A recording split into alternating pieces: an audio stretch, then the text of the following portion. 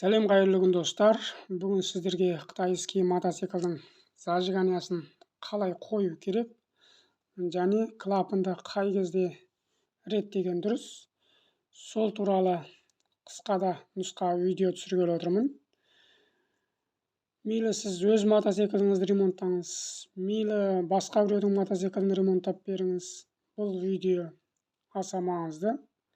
Өйткені бұл шештрналардың қалай қойылуы және клапанның қай кезде реттелуі мотоциклдің күшіне және мотоциклдің оталуына тіке байланысты. Міне бұл астыңғы кішкентай шештрнамыз. Мынау үстіндегі үлкен шештрна. Бұл шештрна мотоциклдің зажиганиясын ұстап тұрады. Сіз колсы, поршын, гильза айырбастаңыз, бұл мотоциклдің зажиганиясы мүлдем өзгермейді. Тек осы шештрнаны қозғадыңыз, бұл мотоциклдің зажиганиясы өзгереді. Бұл екі шештрнадағы мына екі нөл бір-біріне тура осылай келген жағдайда мотоцикл зажиганиясы қойылған болып есептеледі. Енді бұл жағдайда поршын жоғары төбеде тұрады. Дәл осы кезде біз клапан реттейміз. Өйткені осы кездегі поршын жоғары қысыммен тұрады. Одан кейін мына шештрнамыз айналып, астыңғы кішкентай шештрна толық бір айналады, ал үстіңгі шештрна жарты айналады.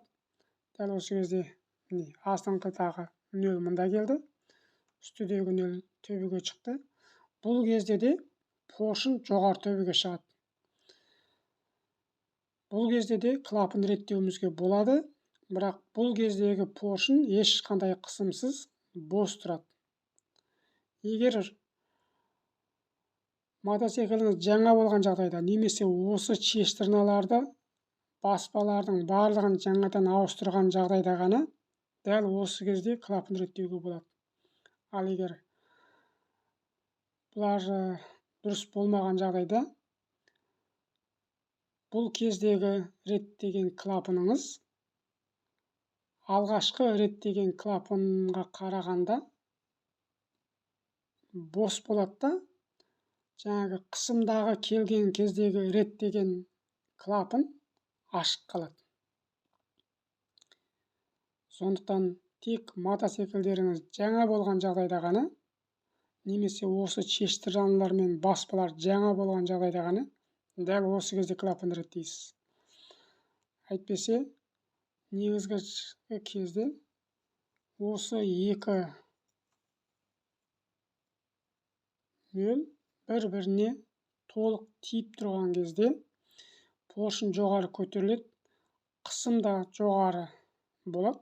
Дәл осы кезде клапан реттейсіз. Видео түсінікті деп ойлаймын. Егер көңілдеріңізге ұнап жатса, лайк басып қолдап отырыңыздар, достарыңызбен бөлісіңіздер. Келесі видеода кездескенше сау, саламат болыңыздар. Міндетті түрде каналға жазылып кетіңіз.